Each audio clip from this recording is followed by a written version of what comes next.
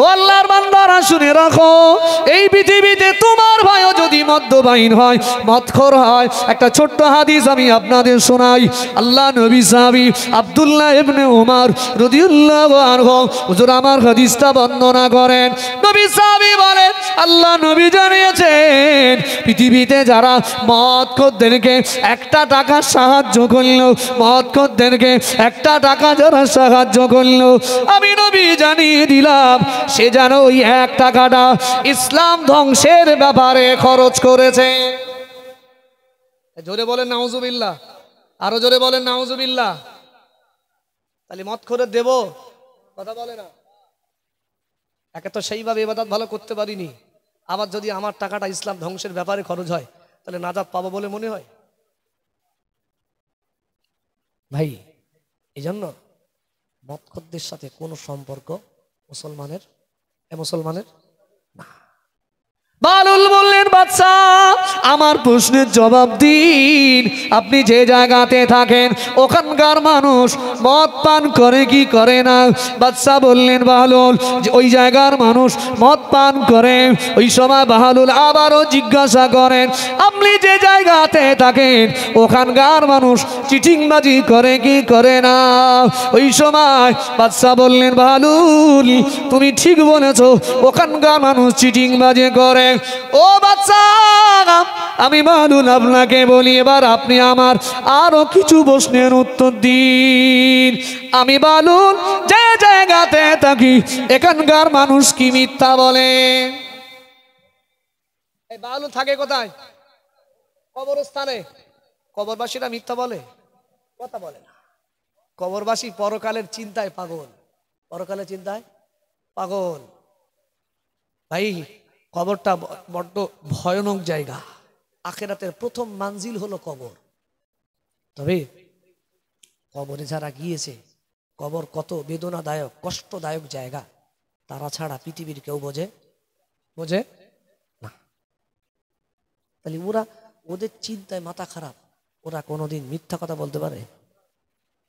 ও বাদশা আমি বালুল যে জায়গাতে থাকি এখানকার মানুষ চিটিংবাজি করে না, এখানকার মানুষ মিথ্যা কথা বলে না, এখানকার মানুষ গান শোনে না, এখানকার মানুষ ধোঁকাবাজি করে না, এখানকার মানুষ মদ পান করে না। বাদশা আপনি পাগল বলেই আপনি মদখোরদের সঙ্গে মেশেন, আপনি পাগল বলে মিথ্যাবাদীদের সঙ্গে ওঠা বসা করেন, আপনি পাগল বলে দুনিয়ার চিটিংবাজদের সঙ্গে ওঠা বসা করেন। আমি বালুল আমি ওদের থেকে আলাদা হয়ে এমন একজন মানুষদের সাথে আছি, এমন দলদের সাথে আছি যারা কোনোদিন মিথ্যা বলে না, যারা কোনোদিন চিটিংবাজি করে না, যারা কোনোদিন ধোঁকাবাজি করে না। ও আল্লাহর বান্দা, ও আল্লাহর বান্দীরা শুনে রাখেন, ওই সময় বালুল কথাগুলো যখন বললেন, বাদশা হারুন আর রশিদ রাহমাতুল্লাহ আলাইহি হুজুর আমার কথাগুলো শুনে অবাক হয়ে গেল। যাকে এতদিন পাগল মনে করতাম, পাগল আমায় সত্যি আজকে এত সুন্দর কথা বলে আমার আসলে আমার জ্ঞান ফিরিয়েছে। মন খুলে বলেন, আরো জোরে বলেন। ভাই সব পাগল বাদশা হারুন আর রশিদ ভালো তাই তো না? ঠিক তো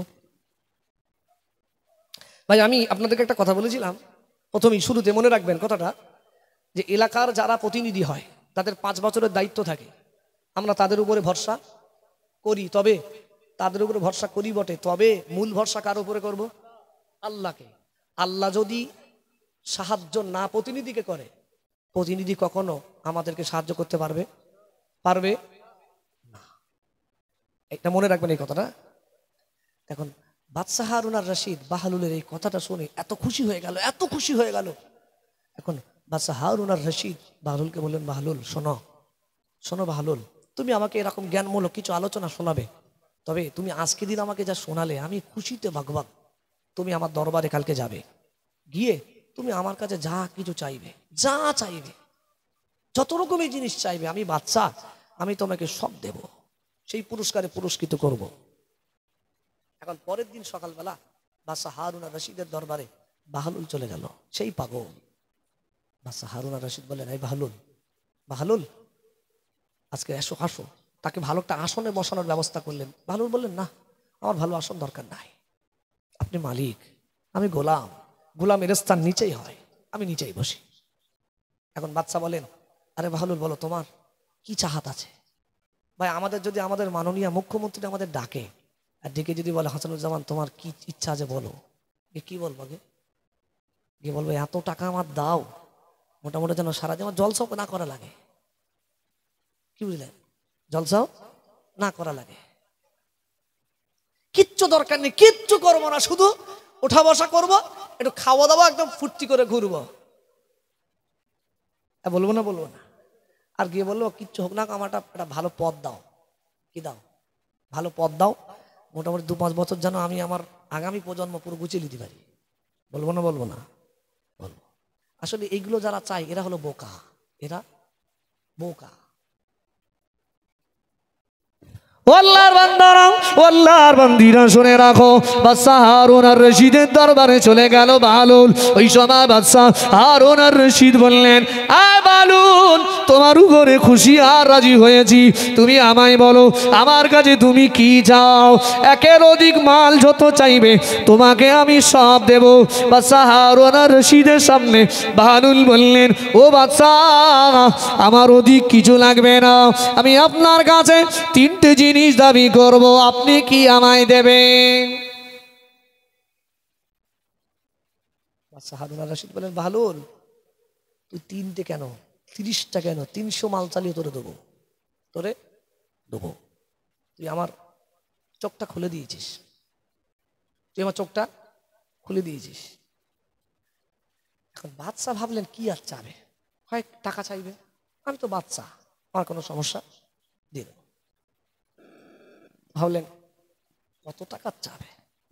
এটা যারা গরিব হয় না তাদের বেশি চাহাত হয় না, তাদের মোটামুটি জীবনযাপনের মতো হলে তারা খুশি হয়ে যায়। তারা অনেক ব্যাপার 1 লাখ টাকা দিতে তারা পায় না, তাদের মাথায় কাজ করে না। তার কারণ তাদের 1 লাখ টাকা কখন এক জায়গায় করতে পারে। যারা কোটিপতি হয় তাদের লাখের কোনো গল্প, তাদের তো কোটি, তাদের কাছে লাখ টাকা মানে মানে মনে হবে যেন প্রতিদিন হাত খরচের মতো, মনে হবে না? হবে না? এখন এ যেহেতু পাগল, এখন এর তো মনে হবে কিছু দিলেই মোটামুটি। বাচ্চা ভাবলে নাকি অল্প কিছু চাবে, দিয়ে দেবো, যা একটু সুখে শান্তিতে দুনিয়া করুক। আল্লাহর বান্দারা, আল্লাহর বান্দিরা শুনে রাখো, আমি আগেই বলেছিলাম বাহলুল দুনিয়ার সাধারণ পাগলের মতো পাগল নয়, বাহলুল ছিলেন আল্লাহ পাগল, আল্লাহ পাগল। ও আল্লাহর বান্দারা, ও আল্লাহর বান্দিরা শুনে রাখো, বাহলুল ওই সময় বলেছিলেন, বাদশা আমি কি আমার ইচ্ছাগুলো পোষণ করতে পারি? বাদশা বললেন, হ্যাঁ বাহলুল, তোমার কি ইচ্ছা আছে তুমি আমায় বলো। বাহলুল প্রথম নাম্বারে বললেন, ও বাদশা, ও বাদশা জাবানা শুনে রাখেন, আমার প্রথম নাম্বার দাবি, আমার প্রথম নাম্বার ইচ্ছা হলো, এই পৃথিবীর জমিনে আপনারা কি কেউ জানেন কতদিন এই পৃথিবীতে বাঁচবেন? জানেন? কেউ জানেন? কেউ আমরা জানি না, আল্লাহ পাক জানিয়েছেন, আল্লাযী খালাকাল মাউতা ওয়াল হায়া। আল্লাহ পাক বলেন, আমি মউত সৃষ্টি করেছি, মউতের পাশাপাশি হায়াতও সৃষ্টি করেছি। তবে হায়াত আর মউতের মাঝখানে কারো দিয়েছি 20 বছর, কারো দিয়েছি 30 বছর, কারো দিয়েছি 40, 50, 60, 70, 80, কারোর 100 বছরও দিয়েছে। আমি আল্লাহ পাক এই জন্য দিয়েছি, লিয়াবলুয়াকুম আইয়ুকুম আহসানু আমালা।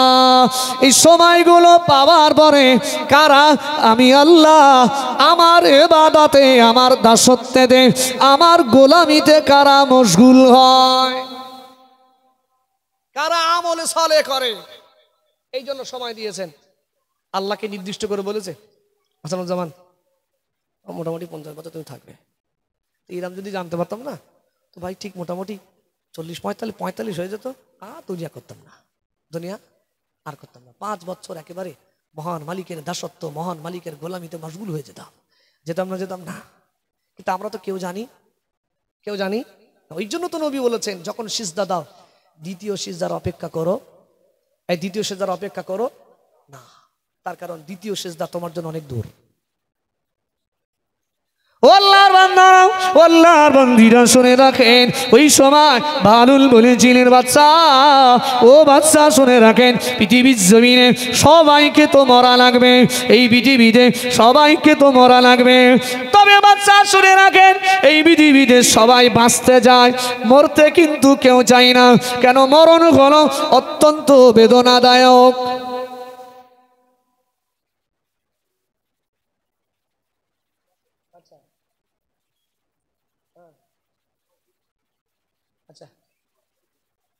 আচ্ছা, মহিলারা যারা রাস্তাঘাটে ঘোরাঘুরি করছেন বা যারা জলসায় আসছেন, হয়তো আপনারা আপনাদের সঠিক জায়গা খুঁজে পাচ্ছেন না। একেবারে জলসার যে মেন গেট, ওখান থেকে ঢোকেন, ঢুকে দেখেন ডান হাতে মহিলাদের বসার সুব্যবস্থা আছে, আপনারা ওখান থেকেই আপনাদের জায়গায় গিয়ে বসেন। জি ভাই, ইনশাল্লাহ। তাহলে আমরা পৃথিবীতে কেউ মরতে চাই, কথা বলেন, আমরা সবাই বাঁচতে চাই না, তবে আমাদের হায়াত কতটা আছে কেউ তো জানি। এখন কেউ যদি আমাদের হায়াতটা বাড়িয়ে দিত, আমরা খুশি হতাম না? যার কথা বলে না, খুশি হতাম না? ও আল্লাহর বান্দারা, ও আল্লাহর বান্দীরা শুনে রাখো, বাদশা হারুন আর রশিদের কাছে বাহারুল প্রথম নাম্বার দাবি করেছিলেন, ও বাদশা, আমার প্রথম দাবি, আপনি আমার হায়াতটুকু বাড়িয়ে দিন। কি দেন? কি দেন? হায়াত বাড়িয়ে দেন। এ দুনিয়ার ইমানদারেরা, আল্লাহ পাক ওই সময় ইব্রাহিম আলাইহিস সালামকে বলেছিলেন, ও আমার নবী ইব্রাহিম, ও আমার নবী ইব্রাহিম, তুমি পাহাড় থেকে নিচেই নেমে যাও, নিচেই নেমে গিয়ে আমি আল্লাহ পাক জানিয়ে দিলাম, সুম্মা দুহুন্না, তুমি একবার ওই পাখিগুলোকে ডাকতে শুরু করো, ওই পাখিগুলোকে ডাকতে শুরু করো, দেখো পাখিগুলো কিভাবে আসে। ইব্রাহিম আলাইহিস সালাম বললেন, আমি যখন পাখিগুলোকে ডাকতে শুরু করলাম, আমার চোখের সামনে পাখিগুলো যখনই ডাক দিলাম, দেখলাম হাড়গুলো কোথা থেকে উড়ে উড়ে এসে হাড়ের উপরে কিভাবে গোস্তগুলো লেগে যাচ্ছে। আমি দেখতে পাই গোস্তের উপরে পালকগুলো যেন লেগে যায়, ওই দেহ থেকে দুই দেহ কানাটা আমি ইব্রাহিম আমার কাছে আসতে লাগে। আমি ওই সময় আমার মাথাগুলো, হাতে যে মাথাগুলো ছিল, ওই পাখিগুলো দেখে লাগানোর সাথে সাথে ওই পাখিগুলোর সাথে আগের মতো পুনরায় ওই রকম তৈরি হয়ে গেল। আবার আমার আল্লাহ ওই সময় পাখিগুলোর ভিতরে জীবন দিয়ে দিলেন, জীবন দিয়ে দিলেন। ইব্রাহিম আলাইহিস সালাম বলেন, সুম্মা দুহুন্না ইয়াতিনাকা সাইয়া, যে আমি পাখিগুলোকে ডাক দিলাম, সব পাখিগুলো একে একে যার হাড় তার সাথে লেগে গেল, যার রক্ত তার ভিতরে ঢুকে গেল, যার পালক তার ভিতরে লেগে গেল, যার মাথা তার সাথে সেটিং হয়ে গেল। আমি দেখলাম ওর ভিতরে জীবন দিয়ে দিলেন আমার আল্লাহ, সাথে সাথে পাখিগুলো আমার হাত থেকে আল্লাহর আসমানে উড়ে গেল। আরো জোরে বলে, ইব্রাহিম আলাইহিস সালাম বললেন, ওয়া আলাম আন্নাল্লাহ, আমি জানি অবশ্যই আপনি সবকিছুর মালিক, ক্ষমতা আপনার আছে, এটা আমি ইব্রাহিম জানি। একবার জোরে বলেন, একবার জোরে বলেন সুবহানাল্লাহ। আল্লাহ বলছেন, ওয়া আলাম আন্নাল্লাহ আজিজুন হাকীম, হে ইব্রাহিম শুনে রাখো, নিশ্চয়ই আমার আল্লাহ পরাক্রান্তশালী এবং বিজ্ঞানময়। একবার জোরে বলেন, আরো জোরে বলেন সুবহানাল্লাহ। দরুদ শরীফ আল্লাহ।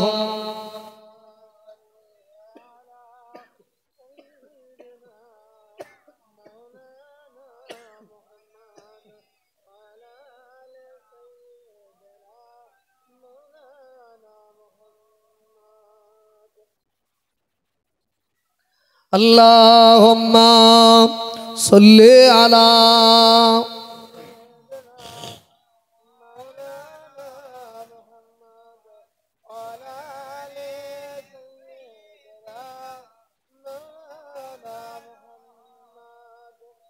সাল্লাল্লাহু আলাইহি ওয়াসাল্লাম। তাহলে ভাই, যার উপরে ভরসা রাখি, যার উপরে তাওয়াক্কুল রাখি ভাই, তিনি কখনো মৃত্যুবরণ করবে? মৃত্যুবরণ করবে। তাহলে তার হাতে সব ক্ষমতা আছে না নাই? আছে তো। পৃথিবীর যে যত বড়ই ক্ষমতার মালিক হোক না কেন, আমার মালিকের প্রতিদ্বন্দ্বিতা করার ক্ষমতা কারোর কারোর নেই। ঠিক এরপরেই আমার আল্লাহ, এই আয়াতের পরেই আমার আল্লাহ শোনাচ্ছেন, একটা নবী ছিলেন, যে নবীটার নাম হলো হযরতে উযাইর আলাইহিস সালাম। আমি যে আয়াতটা পড়েছি ঠিক এই আয়াতের সাথে এই আয়াতেরও মিল আছে। কেন আমরা সেই আল্লাহর উপরে ভরসা রাখবো যে আল্লাহর হাতে সব ক্ষমতা রয়েছে? এই আয়াতের ভিতরেও আমার আল্লাহ ঠিক একই বিবরণ শোনাচ্ছেন। ঠিক উযাইর আলাইহিস সালাম একজন নবী ছিলেন, তার পিরিয়ডে একজন কুখ্যাত কাফের ছিলেন, তার নাম ছিল বাখতে নাসার। কি নাম? বাখতে নাসার। এই বাখতে নাসার বনী ইসরাইলদেরকে পরাজিত করে একেবারে বাইতুল মুকদ্দাসের আশপাশে যত এলাকা ছিল একেবারে সব ধ্বংস করে দিয়েছিল, ভেঙে চুরে মানুষজন পর্যন্ত ছিল না, ঘর বাড়ি একেবারে ধ্বংসস্তূপ করে দিয়েছিল, কিচ্ছু ছিল না, টোটাল মানে শূন্য এলাকা করে দিয়েছিল। তো এই উযাইর আলাইহিস সালাম তিনি একদিন ওই রাস্তা দিয়ে হেঁটে হেঁটে যাচ্ছেন, তিনি ভাবছেন যে এই এলাকাগুলো কত সুন্দর, মানুষজনে ভর্তি ছিল, একেবারে লোকালিটি ছিল, বেশ লোকজন ছিল। আজকে দেখো ওই বাখতে নাসার এরা ধ্বংস করেছে, এখানে কি আর কখনো মনে হয় যে মানুষজন আবার বসবাস করবে, মানুষজন দিয়ে আবার ভরবে, এরা মনে হয়? আচ্ছা, এই কথাটা উযাইর আলাইহিস সালাম যেই মনে মনে করলেন, এতে আমার আল্লাহ অসন্তুষ্ট হলেন। কি হলেন? আচ্ছা ভাই, আল্লাহর ক্ষমতা আছে তো, যখন তখন পারেন এই ধ্বংসস্তূপ এলাকা আবার মানুষজন দিয়ে ভরিয়ে দিতে, পারে না? পারে না? পারে। আল্লাহ বললেন, এই উযাইর, আও কাল্লাযী মাররা আলা ক্বরিয়াতিন ওয়া হিয়া খাবিয়াতুন আলা উরুশিহা। একজন মানুষ তথা উযাইর আলাইহিস সালাম এই ধ্বংসস্তূপ এলাকা দিয়ে যাচ্ছেন আর ভাবছেন এই ধ্বংসস্তূপ এলাকা কি কখনো আর মানুষজনে ভর্তি হবে? তিনি ভাবতে লাগলেন, এটা যেন আল্লাহর সম্মানের যেন একটা খাটো মনে হলো। আল্লাহ সব পারেন, পারেন না? পারেন না? পারেন।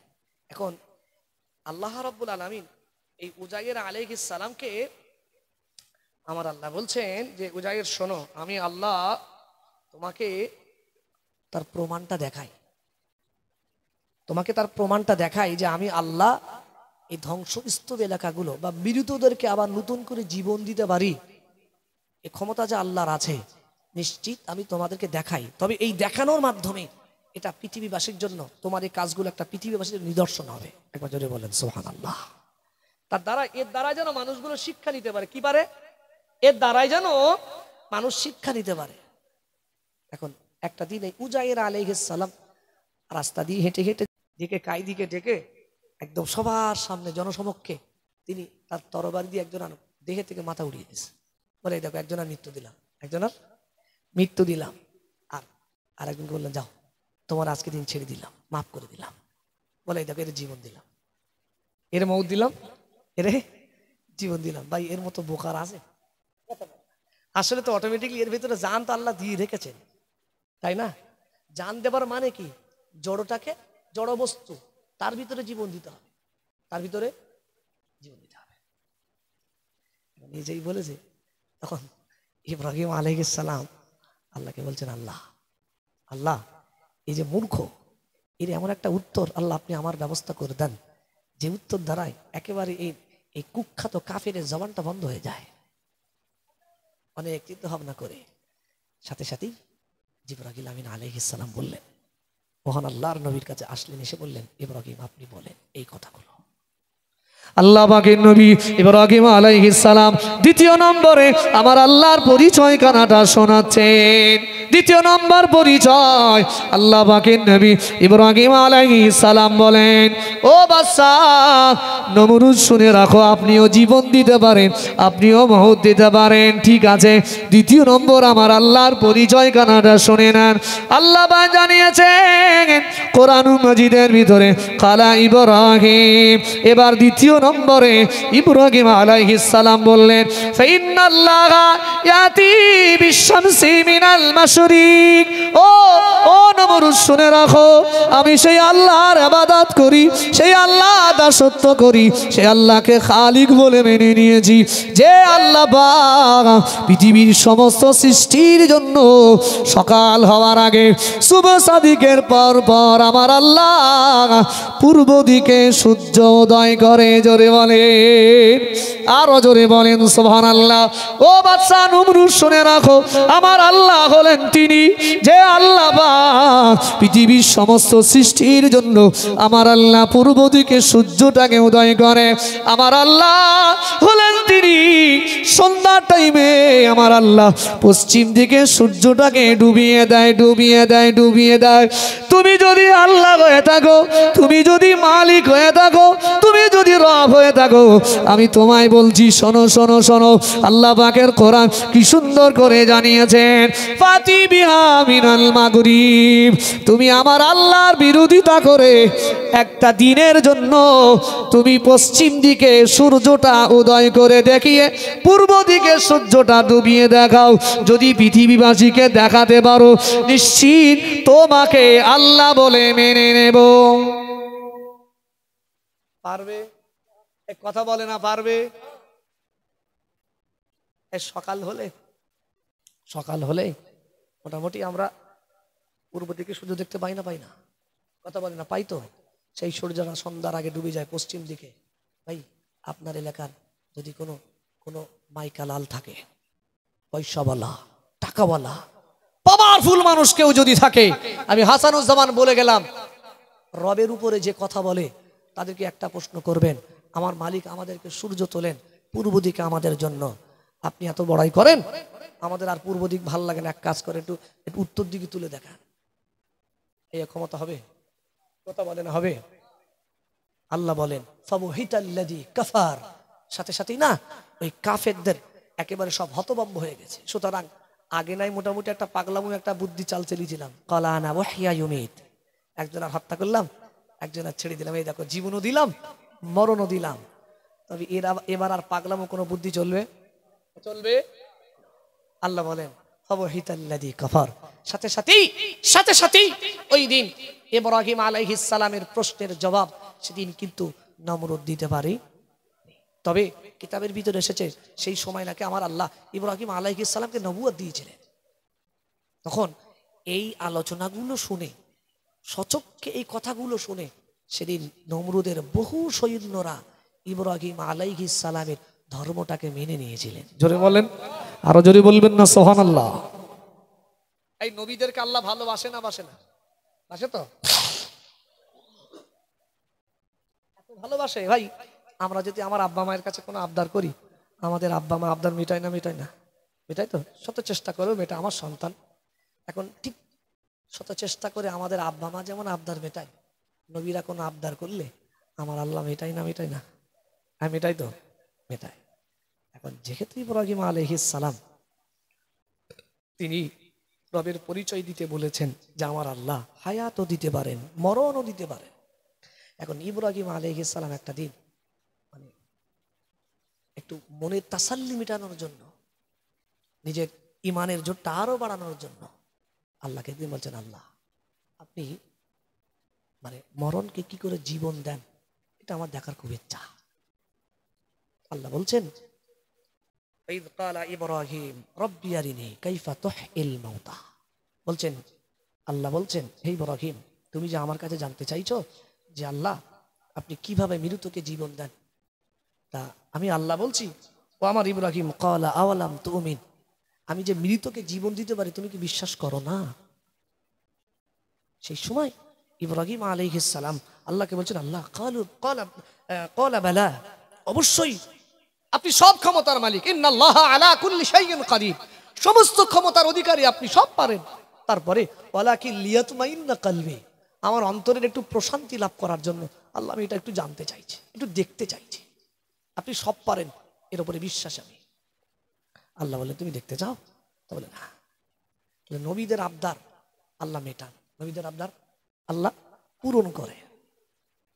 আল্লাহ পাক জানিয়েছেন এ দুনিয়ার ইমানদারেরা, পারা নাম্বার 3 পৃষ্ঠা নাম্বার 3 সূরার নাম সূরাতুল বাকারা।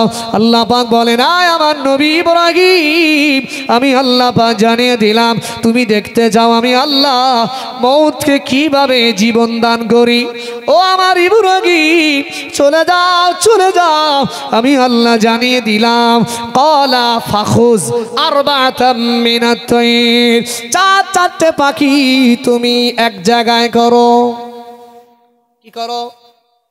চারটে পাখি। ক্বালা ফাখুজ আরবাতাম মিনাত তাইর,